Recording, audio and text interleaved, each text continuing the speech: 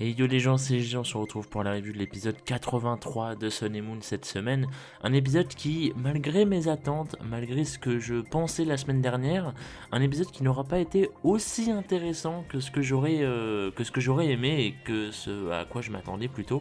Je vous avais dit qu'il y avait comment dire, pas mal de moyens pour exploiter bien la chose et qu'au vu de la preview, ils avaient l'air justement d'avoir vraiment bien exploité la chose, à savoir qu'il soit miniature et tout, enfin qu'il soit miniaturisé.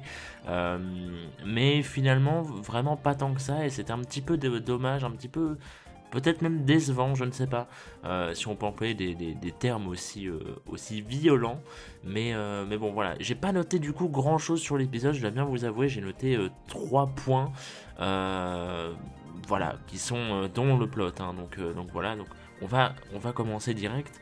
Alors le plot de l'épisode, c'est tout simplement Sobon qui passe faire un cours en fait à la classe des héros afin de leur montrer sa nouvelle machine absolument incroyable, qui en fait par contre comment dire, l'idée de la machine est super bien pensée, c'est très très cool, c'est même dommage qu'ils aient pas fait ça avant, enfin je crois comment dire, de brefs souvenirs que ça a déjà été évoqué, voire même un petit peu exploité dans les premières générations, je crois, ce genre de technique pour les épisodes un petit peu filler, à savoir que c'est une machine qui copie la technologie des Pokéballs, c'est-à-dire que ça réduit entre guillemets tout ce que son laser touche au stade miniature, tout simplement, et donc voilà, donc ça part déjà d'un truc très très très intéressant. Enfin moi je sais que c'est quelque chose qui m'intéresse beaucoup et qui malheureusement malgré les 1000 et quelques épisodes de Pokémon n'a pas été exploité si souvent que ça. Et donc le truc c'est que bien évidemment la machine bug et elle finit par toucher Lily, Sacha et Mamane, et du coup voilà, donc eux deviennent miniatures, enfin deviennent mini tout simplement, et ça fait référence un petit peu au film, je crois que c'est Fourmise ou je sais plus quoi, enfin le genre de film assez typique où t'es miniature et voilà tu vis dans un monde de géants comme je vous l'avais dit la semaine dernière. Et donc voilà, donc oui, l'idée de base était vraiment cool. C'est dommage que après ça, malheureusement, les exploitations ont été un petit peu, enfin il n'y en a pas eu beaucoup en fait, c'est à dire que au final, oui, il n'y a pas eu tant d'exploitation que ça, et c'est assez décevant, je trouve. C'est-à-dire qu'on a eu par exemple le passage de la preview où on voyait Togedemaru, ils étaient dessus et tout. On a eu bien évidemment le passage avec Guerryland où tu vois, ils étaient en ville et tout, et c'est tout. Et moi, je m'attendais vraiment à ce que quasi tout l'épisode, tu vois, ce soit.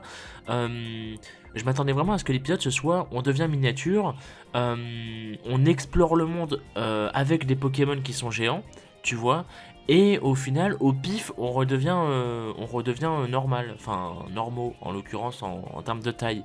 Et du coup, ça m'a étonné parce qu'en fait, c'est pas vraiment ça. Ils ont pas voulu mettre une espèce d'histoire, tu vois. Mais c'est-à-dire qu'en fait, ils ont fait tout le trajet jusqu'en ville et tout. Et même dans le trajet, tu vois, ils sont là en se posant des questions, en se disant on peut pas rester comme ça et tout. Faut qu'on trouve une solution. C'est tout, tu vois. Et c'est normal, bien évidemment. Je ne blâme pas ça, bien au contraire. Mais il n'y a pas eu spécialement de. Tu vois, ils n'ont pas été spécialement curieux de quoi que ce soit et tout. Enfin, ils ont fait vite fait les trucs avec Pikachu, genre sur son dos, ou le truc avec Guerryland et tout, mais c'est tout. Il n'y a que ça. Et après, ils atterrissent sur le marché et tout. Et en fait, ce qui se passe, c'est que. Du coup, les trois, oui, arrivent en ville, donc Lily, Sacha, Mamane évidemment. Et en fait, ils y retrouvent le Persian de l'époque du Flammio. Est-ce que vous vous souvenez? C'était au tout début de Sun et Moon. Donc le personnage là et tout qui veut les bouffer, je présume, parce que enfin c'est pas dit, mais tu vois, enfin il veut les faire chier, il veut les attaquer. Donc bah tu en déduis, il veut les bouffer littéralement. Et au final, bah, ils se font sauver par Sucrène. Et donc par Mao, bah, par conséquent évidemment, et c'est tout en fait, tu vois. Et sur le coup, t'es là en mode bah ouais, mais il y avait, enfin, tu vois, c'est ça le truc, c'est qu'il y avait plus de choses à faire dans cet épisode. C'est ça qui m'a un petit peu déçu, entre grosses guillemets évidemment, c'est que vraiment je pensais, je leur faisais confiance et je pensais vraiment qu'ils allaient faire plus de choses, qu'il y allait avoir beaucoup plus d'exploitation vis-à-vis on est miniature, on en profite pour explorer le monde en tant que miniature, et ça aurait été vraiment intéressant, tu vois. Et en fait, bah non, pas tant que ça, donc c'est un peu dommage franchement.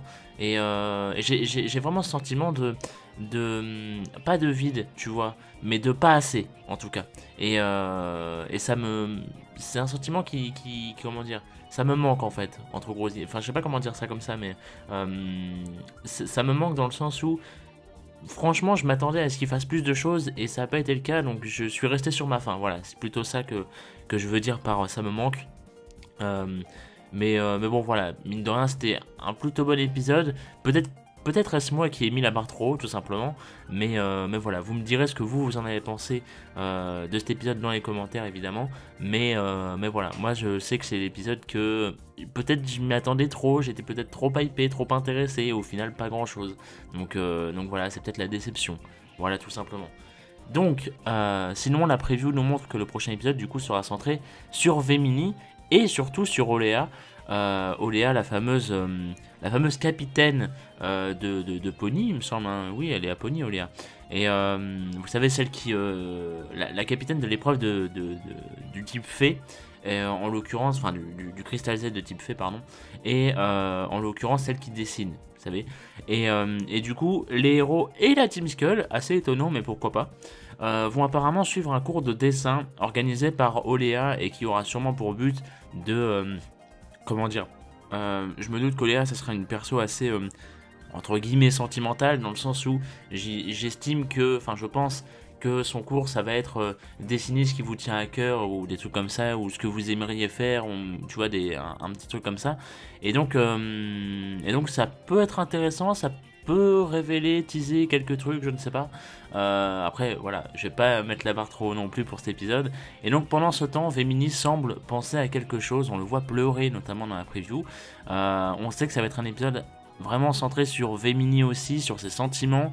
Donc peut-être que ça va teaser l'arc d'après, ou l'arc tout simplement où ça va teaser Necrozma, je ne sais pas. On verra bien. Franchement, je vous le dis, depuis que cet épisode a été annoncé, j'en attends pas mal. J'espère ne pas être déçu la semaine prochaine. Bien évidemment, on verra ça en temps et en heure. Mais voilà. L'épisode de la semaine prochaine risque d'être vraiment, vraiment très cool. J'espère qu'il le sera. Normalement, il le sera. En plus, il a l'air d'avoir vraiment une bonne animation pour le coup. Donc, ça risque d'être vraiment bien. Donc voilà, tout simplement. On verra ça la semaine prochaine. En attendant, merci à vous. Rendez-vous à demain pour la review de Brains.